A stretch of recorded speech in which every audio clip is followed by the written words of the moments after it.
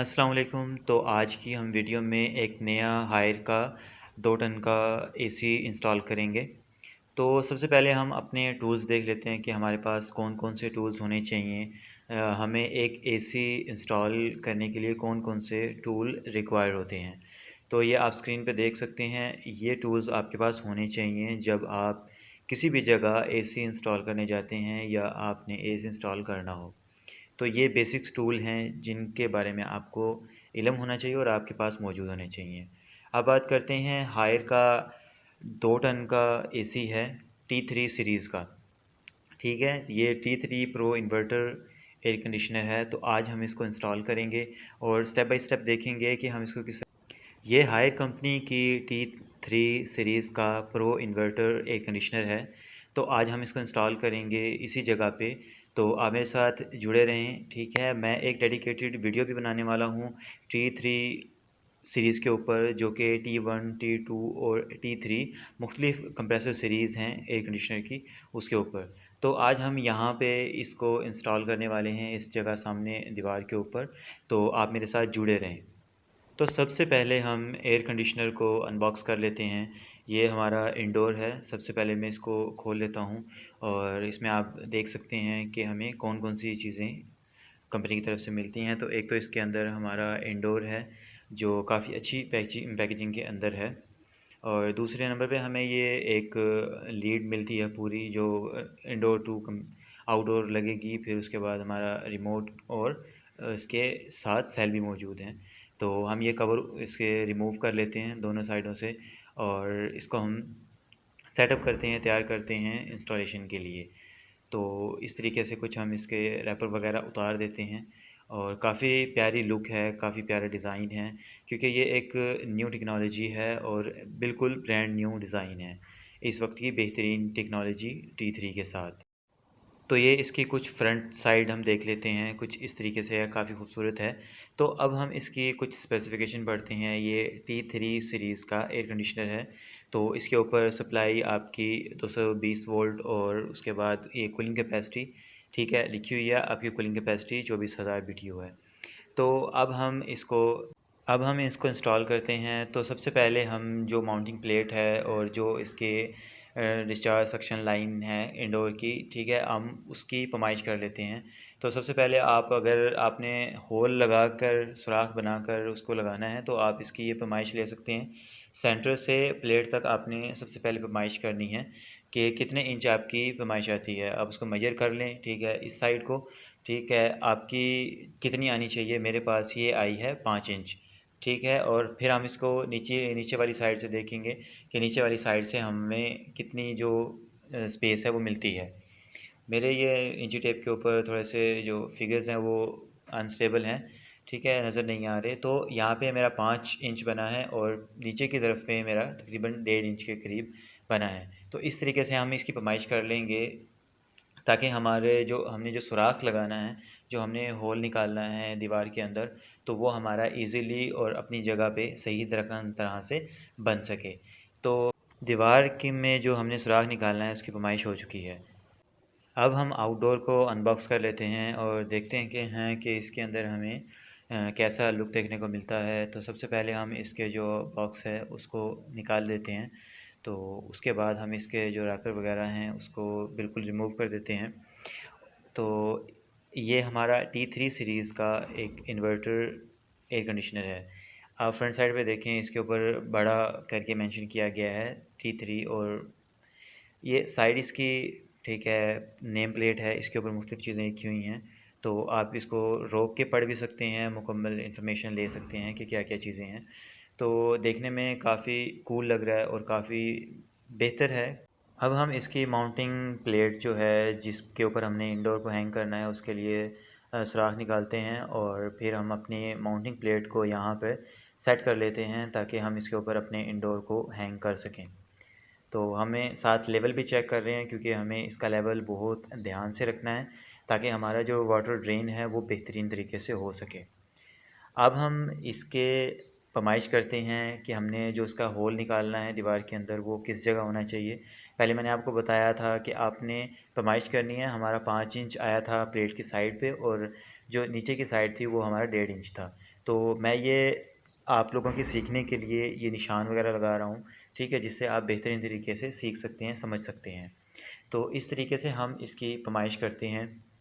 आपने पहले साइड से एक लाइन लगा लेनी है और फिर प्लेट से 5 इंच की आपने पैमाइश करनी है, ठीक है। और 5 इंच जो आपकी पैमाइश आएगी उसके साथ से आपने 1 इंच उस तरफ 1 इंच इस तरफ, ठीक है, आपने निशान लगा कर वहाँ पे क्रॉस लगा लेना है और फिर वहाँ पे आप इजीली अपना जो सुराख है, होल है, उसको आप निकाल सकते हैं।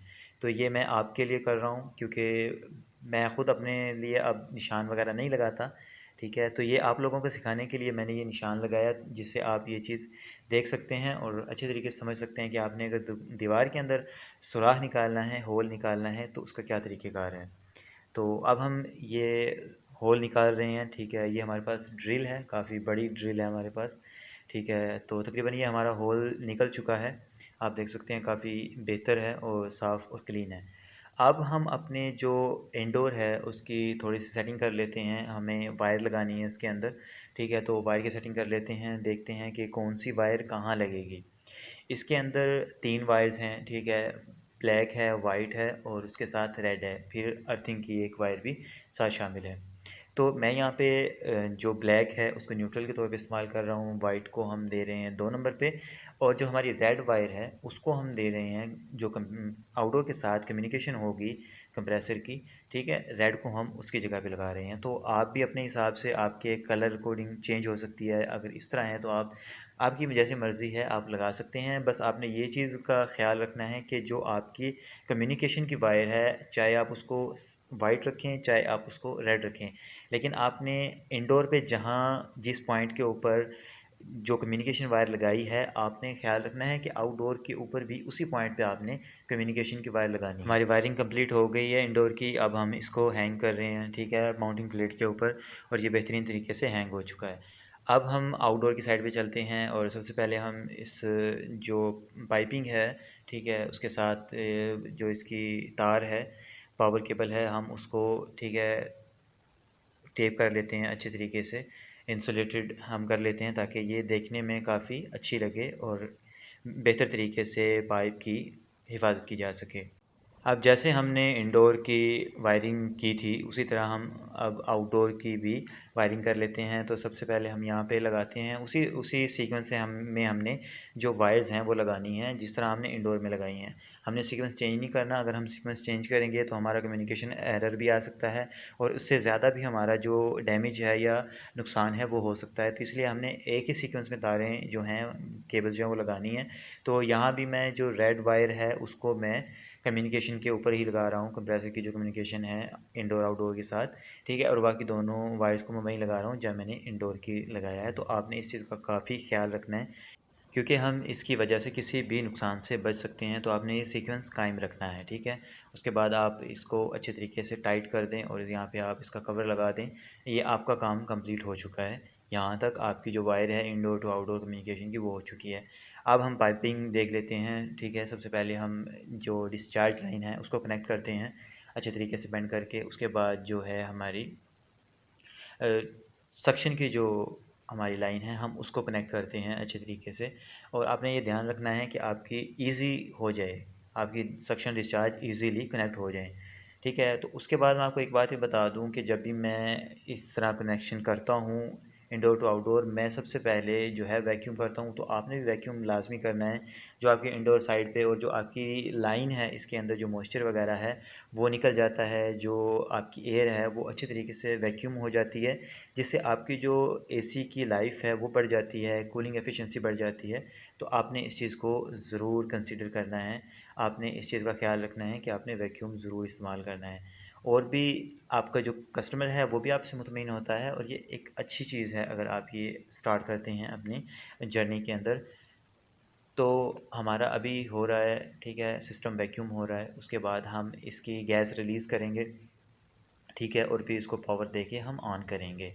तो अभी हमारा जो है वैक्यूम कंप्लीट हो चुका है, ठीक है। अभी हम इसको वैक्यूम से उतार देते हैं, ठीक है, इसका वैक्यूम अलग कर देते हैं। उसके बाद हम इसके अंदर जो है एलन की से हम गैस रिलीज़ करते हैं। सबसे पहले आपने ये ध्यान में रखना है कि आपने सबसे पहले जो है डिस्चार्ज लाइन ओपन करनी है, उसके बाद आपने सक्शन लाइन ओपन करनी है। ठीक है, इस तरीके से आपने ये दोनों लाइनें को खोलना है। ऑन करने से पहले आपने ये चीज़ करनी है। अगर आप पहले ऑन कर देते हैं और फिर आप इनको खोलते हैं या आपको याद नहीं रहती, तो ये काफ़ी बड़ी गलती हो सकती है। तो आपने इस चीज़ का ध्यान बहुत ज़्यादा रखना है। अभी हमारा यूनिट ऑन हो चुका है, 9 एम्पेयर के करीब करंट ले रहा है। काफ़ी अच्छी हमारी जो कंडेंसेशन है वो हो रही है, काफ़ी ज़्यादा हीट थ्रो हो रही है कंडेंसर से। और हमारा जो बैक प्रेशर है वो भी 160 से 170 psi, इसके अंदर R32 रेफ्रिजरेंट मौजूद है। तो हमारा जो प्रेशर है वो 160-170 के करीब है और काफ़ी हॉट एयर जो है कंडेंसर निकाल रहा है। अभी हम इंडोर के देखते हैं तो इंडोर में भी काफ़ी चिल्ड एयर हमें देखने को मिल रही है। और हमने 20 टेम्परेचर सेट किया है, 20 टेम्परेचर जो है वो सेट है। और काफ़ी अच्छी परफॉर्मेंस अभी आ रही है कूलिंग की। जो हमारा बाहर का टेम्परेचर वो तकरीबन 40 से 42 के करीब है। तो उसके दरमियान में उसके साथ ये काफ़ी अच्छा वर्क कर रहा है, काफ़ी अच्छा परफॉर्म कर रहा है। और काफ़ी चिल्ड एयर जो है इसकी वो हमें मिल रही है। तो ये हमारी इंस्टॉलेशन मुकम्मल हो चुकी है। ठीक है, हमने स्टेप बाय स्टेप देखा कि हमारे पास कौन से टूल होने चाहिए, किस तरीके से हमने वायरिंग करनी है, किस तरीके से हमने इंडोर टू आउटडोर कनेक्शन करने हैं। तो इस तरीके से ये हमारी वीडियो हुई कंप्लीट। अगर आपको कोई क्वेश्चन हो, अगर आपको कोई इसके बारे में मसला हो, आपने कुछ पूछना हो या आपको इसमें लगे आप मुझे समझा सकें, मुझे गाइड कर सकें, तो आप इसमें शामिल करें। और मिलते हैं नेक्स्ट वीडियो में। मेरी 2 वीडियोस इसी टॉपिक के ऊपर आने वाली हैं। एक T3 सीरीज़ की जो कंप्रेसर है, और दूसरी अगर आपका एसी गैस लीक कर देता है या अगर आपका एसी कूलिंग नहीं कर रहा तो फिर क्या मसला है। ठीक है, मिलते हैं नेक्स्ट वीडियो में। अल्लाह हाफ़िज़।